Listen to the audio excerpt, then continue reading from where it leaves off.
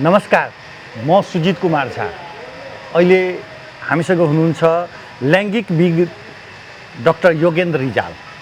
योगेन्द्रजी, जनकपुरमा यहाँहरूलाई स्वागत छ। धन्यवाद हजुर, यहाँलाई पनि धन्यवाद। नेपालमा लैङ्गिकको अवस्था एउटा विज्ञको रूपमा तपाईँ कुन रूपमा हेरिरहनु भएको छ?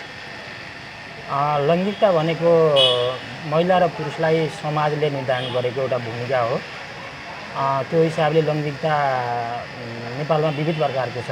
किन विविध प्रकारको छ त भन्दा सानो देश भए तापनि यहाँ डाइभर्सिटी छ, विविधता छ। हरेक समाजमा महिला र पुरुषको भूमिका अलिक फरक फरक नै पाइन्छ। अनि सरसरी हेर्दा माथि उत्तरतिर जनजातिहरूको समुदायमा महिला र पुरुष बिच त्यति धेरै भिन्नता पाइँदैन।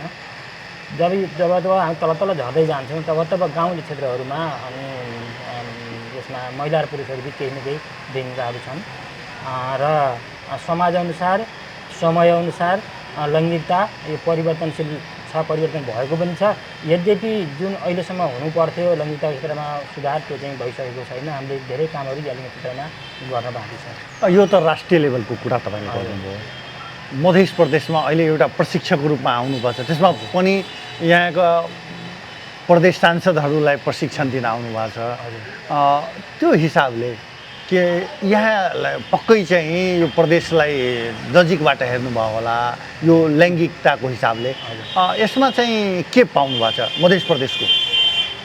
मैले अघि भने जस्तै यो हरेक ठाउँमा फरक फरक छ। मधेसमा पनि विशिष्ट प्रकारको लैङ्गिकता छ र खास गरी सहरी क्षेत्रमा भन्दा गाउँमा अझ लैङ्गिकताका विभेदहरू अलिक बढी छन्। समग्रमा हेर्दा मध्य प्रदेशमा पनि लैङ्गिकताको समस्या छ र यहाँ चाहिँ बन्ने कानुनहरू, यहाँ बनेका कानुनहरूको कार्यान्वयन सबै लैङ्गिकताको दृष्टिकोणबाट बनुन् र कार्यान्वयन हुन् भन्ने हेतुले सङ्घीय संसद सचिवालयको अगुवाईमा एउटा स्रोत पुस्तिका तयार भएको छ। त्यही स्रोत पुस्तिकालाई प्रदेश सभा, मध्य प्रदेशको प्रदेश सभाका सदस्य, माननीय सदस्यहरूलाई ओरिएन्टेसन गर्नका लागि हामी आएका हौँ र जुन हाम्रा समाजहरूमा छोरी चेलीहरूलाई हेर्ने दृष्टिकोण छ, हामी छोरीहरूलाई चाहिँ कमजोरको रूपमा हेर्छौँ, छोराको तुलनामा हामीले चाहिँ अलिकति फरक व्यवहार गर्ने गर्छौँ। त्यसले गर्दा उहाँहरूको चाहिँ सबलीकरणको पाटो कमजोर भएको छ, प्रतिनिधित्वको पाटो कमजोर भएको छ।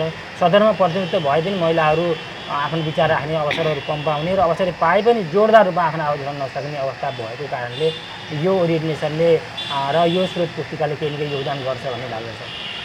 तर चाहिँ स्थिति त फरक देखिएको छ नि।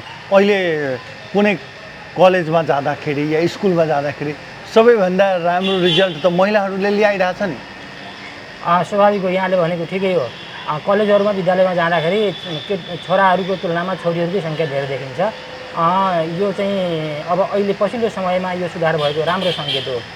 स्कुल लेभलमा त्यसलाई चाहिँ सकारात्मक मान्न सकिन्छ। तर कलेज लेभलमा के देखिन्छ त भन्दा छोराहरू बाहिर पढ्न जाने, अलि टाढा पढ्न जाने, सके विदेशी पढ्न जाने, छोरीहरू गाउँकै कलेजमा पढ्नुपर्छ भन्ने दृष्टिकोणले गर्दा पनि गाउँका कलेजमा छोरीहरूको सङ्ख्या बढी देखिएको। यद्यपि छोराहरू बाहिर गएर छोरीले यहाँ अवसर पाउनु पनि सकारात्मक हो, त्यसलाई नकारात्मक भन्न चाहिँ मिल्दैन। अहिले पछिल्लो समय चाहिँ छोरीहरूले पढ्ने टेन्डेन्सी बढेको छ, यसलाई सकारात्मक मान्न सकिन्छ। तर जुन रूपमा हाम्रो समाजले छोरालाई हेर्ने दृष्टिकोण छ त्यो दृष्टिकोणमा चाहिँ आमूल परिवर्तन चाहिँ भएको छैन।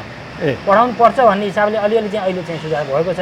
सबैका छोरीहरू कलेज जाँदा, स्कुल जाँदाखेरि मेरो छोरी किन घर बस्ने भन्ने चाहिँ हिसाबले छोरीलाई पठाइएको छ। तर समग्रतामा हेर्दा छोरीलाई र छोरालाई कम्पेयर गर्ने चाहिँ अझ पनि त्यो विभेद नै छ। कम्पेयर हेर्दाखेरि विभेद चाहिँ छ। तर तपाईँ काठमाडौँ बस्नुहुन्छ, काठमाडौँ या जनकपुर, विराटनगर ठुला सहर र ग्रामीण क्षेत्रमा निकै अन्तर देखिएको छ। विभेद चाहिँ सहरमा पनि छ। विदेशका ठुला सहरहरू, विदेशमा जुन हामी चाहिँ समुन्नत मुलुक भन्छौँ, समुन्नत सहर भन्छौँ, विकसित सहर, त्यहाँ पनि विभेद त महिला छ नै। अब हाम्रो हकमा भनियो भने काठमाडौँको तुलनामा मधेसमा त स्वाभाविक हो। मधेसमा पनि जनकपुर बजारको तुलनामा गाउँहरूमा अझ बढी विभेद छ र त्यो विभेद पनि जातीय समुदायमा, धार्मिक समुदायमा अनुसार फरक पनि पर्दछ। त्यसैले तुलनात्मक रूपमा हेर्दा काठमाडौँको तुलनामा जनकपुरमा अथवा मधेसमा केही विविधताहरू चाहिँ विभेदहरू अलिक बढी हो कि भन्ने चाहिँ हामी बाहिरबाट हेर्दा त्यो देखिन्छ, लिटरेचरले त्यो देखाउँछ। रिजाल सर, इतिहास हेर्दाखेरि यहाँको मिथिलाको इतिहास हेर्दाखेरि त्रेता युगमा राजा जनकले जानकीलाई पढाएको यहाँ पनि केही कथाहरूमा उल्लेख रहेका छन्। त्यो बेला चाहिँ उहाँले धनुष उठाएको, बायाँ हातले चाहिँ धनुष उठाउनु भएको पक्कै चाहिँ बिना दक्षताले त उठाउन सकिँदैन। त्यो बेला चाहिँ उहाँलाई त्यो रूपमा तयार गरिएको थियो। किन यो क्षेत्र पछाडि पर्यो, खास गरेर महिलाको कष्टमा? किन तपाईँलाई लागिरहेछ कि त्रेताकालमा यत्रो उन्नत यो क्षेत्र किन पछाडि पर्यो होला? यस्तो अब हाम्रो चाहिँ धार्मिक ग्रन्थहरू हेर्दाखेरि महिलाहरूलाई पहिला धेरै भूमिकाहरू थियो र धार्मिक ग्रन्थहरूले पनि भन्दछन् जहाँ महिला अपमानित हुन्छन् त्यहाँ कहिले पनि उन्नति प्रगति हुँदैन भन्ने धार्मिक ग्रन्थहरूले भनेका पनि छन्। यो अर्थले धर्मले महिलाहरूलाई माथिल्लो स्थान दिएको छ, त्यो अर्थले त्यसलाई सकारात्मक रूपमा मान्न सकिन्छ। र प्राचीन कालमा महिलाहरूलाई धेरै भूमिकाहरू भएको हुनाले र खास गरी चाहिँ मधेसीहरूमा जनकपुरमै भन्ने भने यहाँले भने जस्तो सीता त्यो खालको चाहिँ महिला थिइन् जो कि जुनसुकै पुरुषले गर्न सक्ने काम सीताले गरेर देखाउनु भएको थियो। फेरि उहाँको बुवाले पनि त्यही रूपमा छोरीलाई तयारी गरिरहेको थियो नि, गरिरहेको थियो। त्यसैले छोरीहरूलाई चाहिँ त्यही किसिमको योगदान दिने हो, छोरीहरूलाई पनि लगानी गर्ने हो, छोरीले पनि सक्छन् भन्ने हिसाबले परिवारले हेर्ने, समाजले हेर्ने, राज्यले हेर्ने हो भनेदेखि छोरीले गर्न सक्ने भन्ने चाहिँ छैन। तर तुलनात्मक रूपमा हेर्दा मेरो दृष्टिकोण भनेको तुलनात्मक रूपमा हेर्दाखेरि सहरको तुलनामा गाउँमा महिलाहरूलाई हेर्ने दृष्टिकोण अझ कमजोर छ। त्यसैले महिलाहरू चाहिँ गाउँका महिलाहरू चाहिँ सहरको महिलाको तुलनामा पछाडि छन्। अच्छा, अहिले प्रदेशका ऐनहरू मध्य प्रदेश या देशका अरू ठाउँहरूको ऐनहरू निर्माण गर्दाखेरि महिलाहरूलाई कति स्थान दिइरहेछन्, तिनीहरूको चाहिँ कुराहरू कति त्यहाँ ठाउँमा चाहिँ ठाउँ राख्ने गरिएको छ त्यो ऐन बनाउँदाखेरि? ऐन बनाउँदा खास गरी अहिले पछिल्लो समय जति बेला हामी संहिता पछाडि संविधान लागू भएपछि बनेका ऐनहरू छन् ती ऐनहरू क्रमशः समावेशी ऐनहरू बन्दै पनि गएका छन्। त्यसैले देखिन्छ राष्ट्रपति र उपराष्ट्रपति फरक फरक दलको हुनुपर्ने, त्यस्तै गरी सभामुखहरू उपसभामुख पनि फरक हुनुपर्ने, अनि स्थानीय तहमा पनि एउटा दलले मेयर र उपमेयरमध्ये एकजना महिला उठाउनु पर्ने भन्ने हिसाबले यो गर्दा लैङ्गिकताको हिसाबले समावेशिताको हिसाबले चाहिँ राम्रा ऐनहरू बनेका छन्। तर पनि जुन समानुपातिक प्रतिनिधित्वको कुरा हामी गरेका छौँ, हाम्रो संविधानले भनेको छ समानुपातिक प्रतिनिधित्वको सिद्धान्त अनुरूप अहिले पनि बनिसकेका छैनन्। त्यसैले यो जुन स्रोत पुस्तिका अहिले संसद सचिवालयले तयार पारेको छ यसको मुख्य ध्येय भनेको अब बन्ने कानुनहरू सबै समावेशी भनौँ, प्रत्येकले संविधानकै भावना अनुरूप समानुपातिक सिद्धान्तको भावना अनुरूप समावेशी प्रकृतिका बनुन्, त्यही अनुरूप कानुन होस् र पछाडि परेको वर्ग महिला र सीमान्तकृत समुदायको सबलीकरण पनि होस् भन्ने हेतुले नै यो चाहिँ पुस्तिका तयार पारिएको हो। हजुर चाहिँ लैङ्गिक विज्ञका रूपमा देखिरहनु भएको छ, यो क्षेत्रमा कहिलेदेखि हजुरको इन्ट्रेस्ट जाग्यो हो?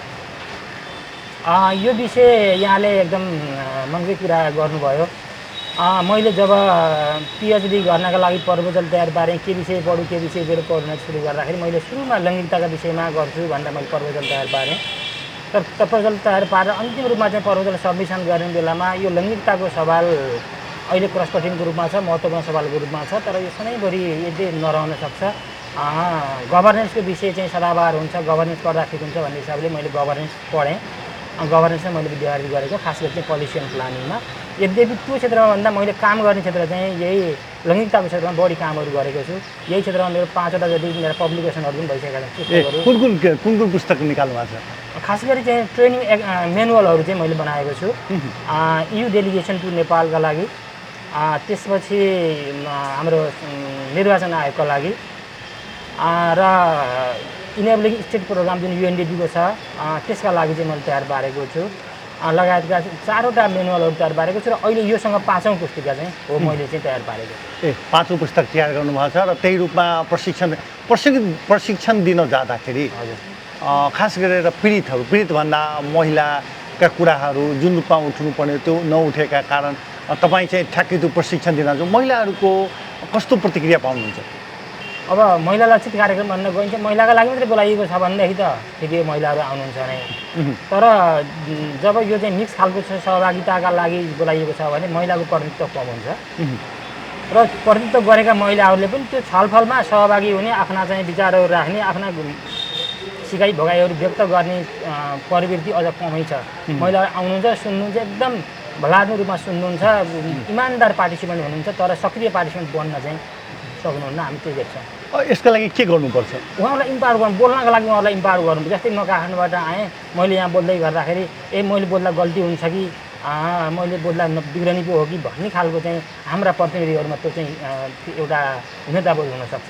त्यो खालको हीनताबोधबाट बाहिर निकाल्नुपर्छ।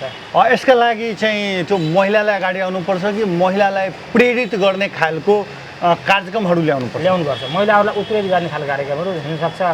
यो एउटा साक्षरता अभियानको रूपमा चाहिँ सञ्चालन पनि गर्न सकिन्छ। यद्यपि माननीयहरूको लागि त्यो लेभलको नजाइएला, तर पनि हाम्रो गाउँठाउँमा बस्ने महिला दिदीबहिनीहरूका लागि यो चाहिँ महिला हक अधिकारमा आधारित साक्षरता कार्यक्रमहरू पनि जरुरी छन्। साक्षरता कार्यक्रमहरू। तर सांसदहरू त साक्षर हुन्छ नि, सामान्यतया त मान्छेको मान्यता त त्यही रहेछ। त्यही हो माननीयका लागि त्यो लेभलको साक्षरता अभियान जरुरी होइन। र पनि उहाँहरूको भूमिका एक त माथिको भएको हुनाले पोलिसी लेभलमा महिलाहरूले के कुरा राख्नुपर्छ, के विषयमा चाहिँ ध्यान दिनुपर्छ भन्ने हिसाबले उहाँहरूलाई त्यो कुरामा भने जानकारी गराउनै पर्ने हुन्छ। अनि महिलाहरू पोलिसी लेभलमा आफ्नो कुरा राख्न चाहँदैनन् कि महिलाहरूलाई राख्न दिँदैन? कस्तो लाग्छ, तपाईँको अनुभव के भनिरहेछ? दुइटै कुरा हो। जस्तै महिलाहरूले आफ्ना कुराहरू चाहिँ स्ट्रङली राख्दाखेरि कहिलेकाहीँ सदनमा बोल्दा मेरो दलको नेताले मलाई के भन्ला, मेरो दलको विरोध कहिलेकाहीँ आफ्नै दलको विरोध गर्नुपर्ने हुन्छ, मेरो दलको नेताले मलाई के भन्ला भन्ने किसिमले उहाँहरू चाहिँ अलिकति दलीय दायराभन्दा बाहिर निस्कन सक्नुहुन्न। र खास गरी हुनुपर्थ्यो के त भन्दा महिलाका सवालमा दलीय घेराभन्दा बाहिर निस्केर विचार मिल्ने अरू दलका माननीय सदस्यहरूसँग पनि मिलेर क्याम्पेन गर्न सक्नु पर्थ्यो। महिलाका लागि त्यो आवश्यक हो, तर महिलाहरू त्यो सक्नुहुन्न। त्यो कमजोरी छ। उहाँ चाहिँ के भन्नुहुन्छ अन्तमा? मैले चाहिँ के भन्दैछु भनेदेखि महिलाहरूले आफ्ना आवाज आफ्ना कुरा आफैले उठाउने हो, अरूले चाहिँ माया गरेर उठाइदिएला भन्ने होइन। यद्यपि महिलाहरूलाई अरूले सपोर्ट गर्ने कुराहरू छँदैछ गर्नुपर्छ, तर पनि जो पीडितले नै कुरा उठायो भनेदेखि अनि अरूको समर्थन जुटाउन सकिन्छ। त्यसैले जो पीडित हो, जो चाहिँ जसका लागि चाहिँ सबलीकरण जरुरी छ, उहाँहरूले आफ्ना आवश्यकता, आफ्ना चाहना, आफ्ना प्राथमिकता, आफ्ना गुनासा राख्न आफै पर्छ। उहाँ हुनुहुन्थ्यो लैङ्गिक विज्ञ योगेन्द्र रिजाल र उहाँ आज जनकपुरमा प्रशिक्षण दिन आउनुभएको छ र खास गरेर सिआइसी र युएनडिपीको आयोजनामा महिलाहरूको लैङ्गिक इस्युमा उहाँ चाहिँ प्रशिक्षण दिन आउनुभएको छ र त्यही क्रममा हामीले उहाँसँग कुराकानी गरेको र उहाँको एउटा जिस्ट के थियो भने महिलाहरूलाई अवसर दिनुपर्छ र अवसरका सँगै उहाँलाई दक्ष बनाउनुपर्छ, अनि मात्रै चाहिँ लैङ्गिक समानताका कुराहरू अगाडि बढ्न सक्छ जस्तो उहाँको धारणा रहेको थियो। मोडेल खबरका लागि सुजित कुमार झा, जनकपुर धाम।